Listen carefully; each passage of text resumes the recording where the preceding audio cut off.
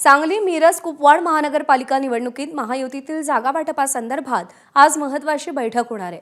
सांगलीमध्ये भाजप आणि शिवसेना एकत्र लढण्याची शक्यता आहे। आज दुपारनंतर होणाऱ्या या बैठकीचं अजित पवारांच्या राष्ट्रवादीला आमंत्रण नाही, त्यामुळे अजित पवारांची राष्ट्रवादी सांगलीत स्वतंत्र लढणार असल्याची चर्चा आहे। अजित पवारांच्या राष्ट्रवादीकडून मिरजमध्ये आज इच्छुकांच्या मुलाखती होणार आहेत, तर काँग्रेस आणि शरद पवारांची राष्ट्रवादी सांगलीमध्ये एकत्र लढतील अशी शक्यता आहे। त्यामुळे सांगली मिरज कुपवाड महापालिकेत तिरंगी लढत होणार हे जवळपास निश्चित झालंय।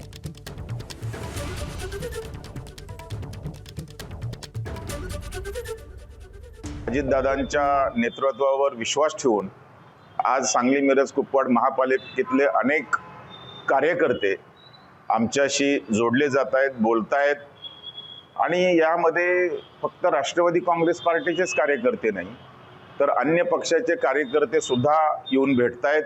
आणि मला असं वाटायला लागले की आता बहुतेक सर्वच प्रभागामध्ये आम्ही उमेदवार उभा करू शकू, त्या दृष्टीने आमचा प्रयत्न आहे। तितकी आमच्याकडे गर्दी झालेली आहे। एबीपी माझा, उघडा डोळे बघा नीट।